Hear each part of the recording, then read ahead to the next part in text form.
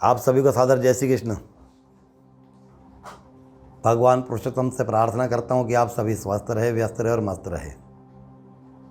पुरुषोत्तम मास आपसे निवेदन करूँगा, इस वीडियो को लाइक करें, शेयर करें, कमेंट्स करें, सब्सक्राइब करें, बेल आइकन का बटन दबाएं। अष्टम अध्याय, आज 8वां दिवस। कथा के बीच बीच में या कथा के आखिरी में आपको छोटी मोटी जानकारी भी देते रहेंगे।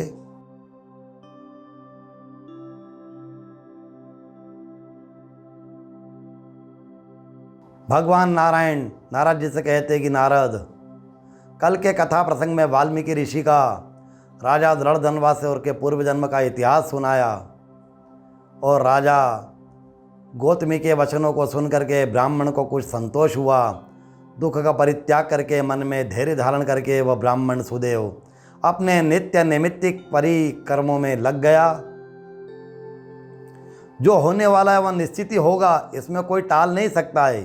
उसको गरुड़ जी के वाक्य याद आ गए कि आपकी आपत्ति, व्याधि, दुख आने पर भगवान की सेवा अवश्य करना है, भगवान का भजन करना है, भगवान का मनन करना है, कभी भी भगवान को छोड़ना नहीं है। भगवान के द्वारा ही समस्त दुख नष्ट होकर के सुख की प्राप्ति होगी।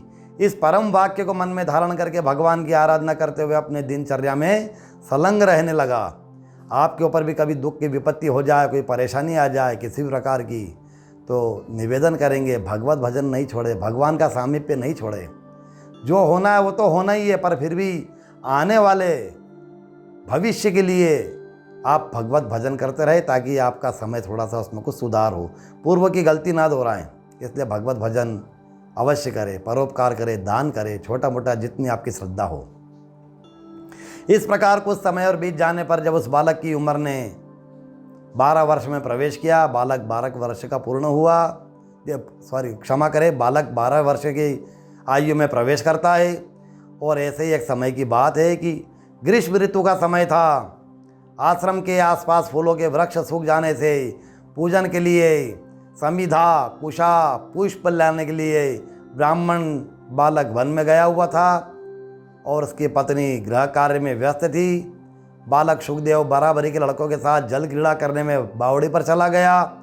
जल में प्रवेश करने पर बालकों को ग्रीष्म ऋतु के कारण बहुत आनंद आने लगा। एक दूसरे पर पानी उछालते, एक दूसरे का हाथ पकड़ के इधर से उधर खींचते, कोई पानी में डुबकी लगाता, किसी का पैर पकड़ के पानी में भीतर खींचते। इस प्रकार की अनेक प्रकार की जल क्रीड़ा करने लगे।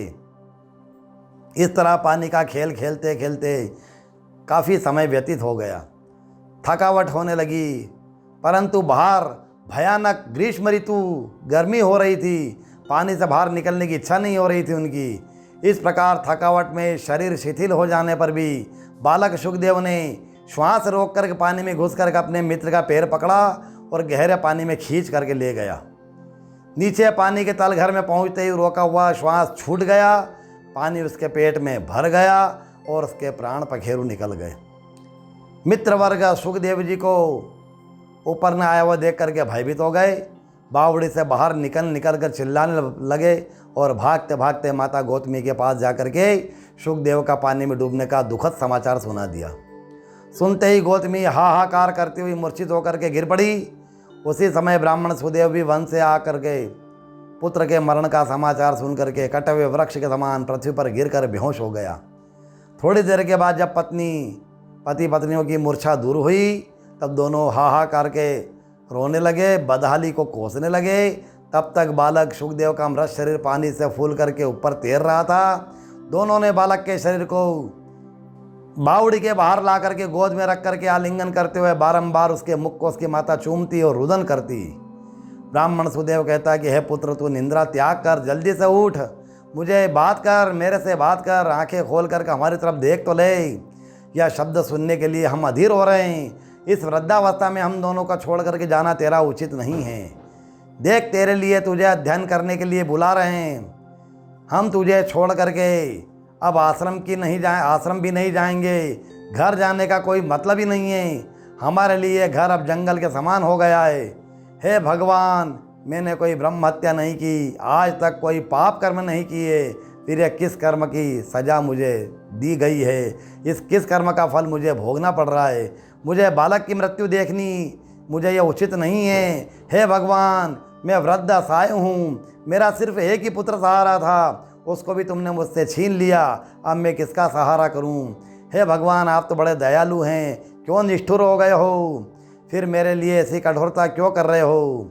ब्राह्मण अनेक प्रकार से रोते हुए विलाप करता हुआ कहने लगा, मेघों से पानी गिरता है, पानी से पृथ्वी अन्न उत्पन्न करती है, भूमि में अनेक प्रकार के रत्न मिलते हैं, सागर से मोती प्राप्त होते हैं, ऐसा कोई स्थान नहीं दिखता जहाँ से मेरा मृत पुत्र जीवित प्राप्त हो जाए।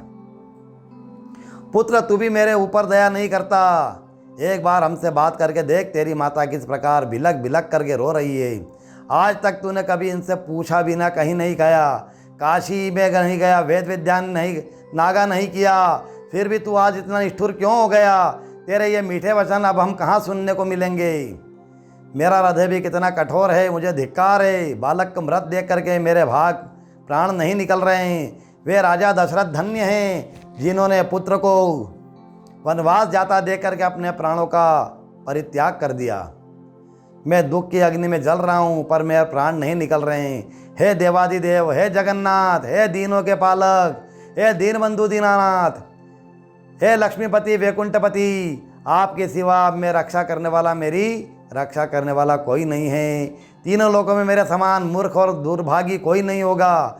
जो मैंने भगवान के वचनों को मान करके पुत्र के लिए, जीत के लिए अड़ा रहा, अगर मैं मान जाता या मान लेता तो मुझे दिन नहीं देखना पड़ता। वह दुखी होकर के और ज़ोर ज़ोर से रोने लगा। पर उसकी पत्नी पुत्र के मृत शरीर को गोद में लेकर के वहीं बैठी रही और पश्चाताप करती रही।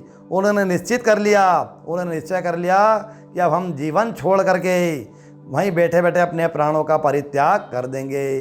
अकस्मात आकाश में बादल घिर गया, गर्जना होने लगी, बिजली गड़गड़ाने लगी, जोर जोर से बिजली गरजने लगी, भयंकर बारिश होने लगी, आंधी चलने से बड़े बड़े वृक्ष उखड़ करके गिर गए।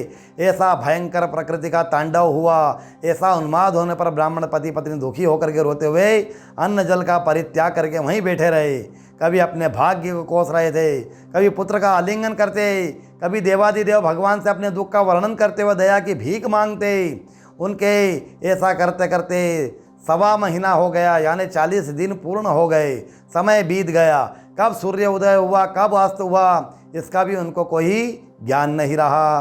भाग्यवश वह समय पुरुषोत्तम का संपूर्ण मास था, जो ब्राह्मण ने दुखमय होकर के पुत्र शोक में वो सुनसान जगह खुले वन में बैठ करके परित्याग करके व्यतीत किया।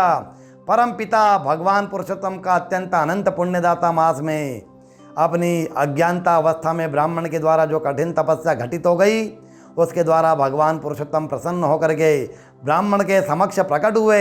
उस समय भगवान का स्वरूप नवीन मेघ के समान पीताम्बर धारण किए हुए, 2 भुजाओं वाले मुरली धारण किए हुए, गले में वैजयंती माला सुशोभित हो रही थी। ऐसे सुगंध सुंदर आकृति और स्वस्थ रूप में प्रकट हुए।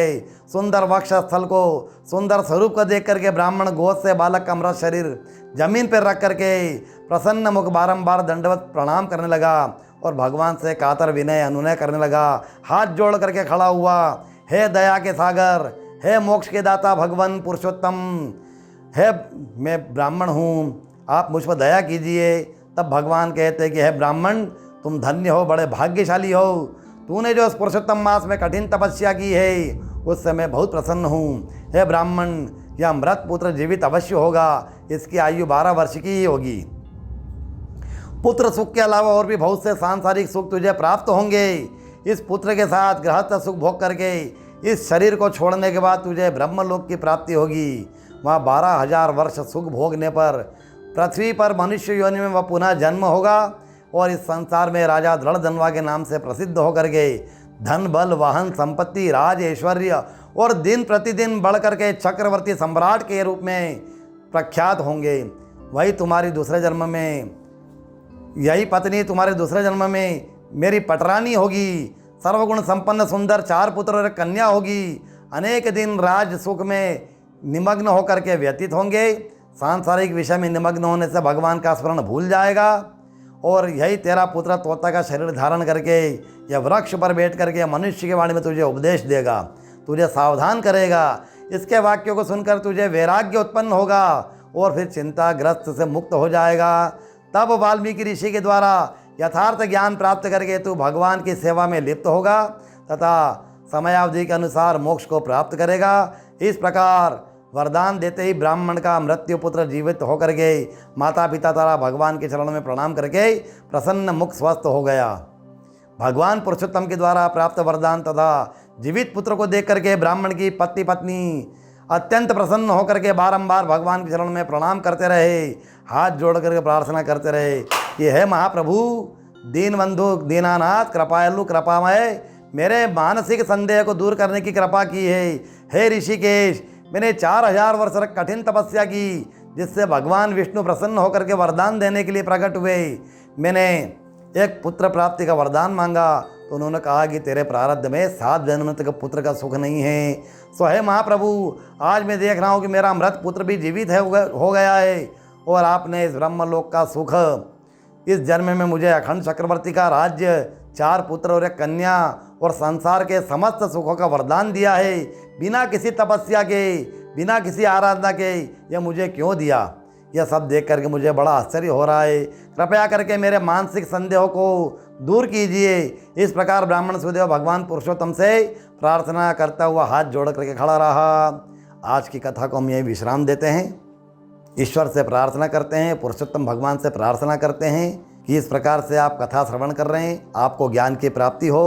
और कल की जो वीडियो आएगी उसमें मैं आपको एक जानकारी दूंगा, छोटी मोटी जानकारियों से, जिसका आपका जीवन अच्छा रहे, आपका परिवार सुखमय जीवन व्यतीत करे, किसी प्रकार की कोई परेशानी ना हो। छोटे मोटे प्रयोग बताता रहूँगा। ईश्वर से प्रार्थना करता हूँ कि आप सभी स्वस्थ रहे, व्यस्त रहे, मस्त रहे। सभी को सादर जय श्री कृष्ण।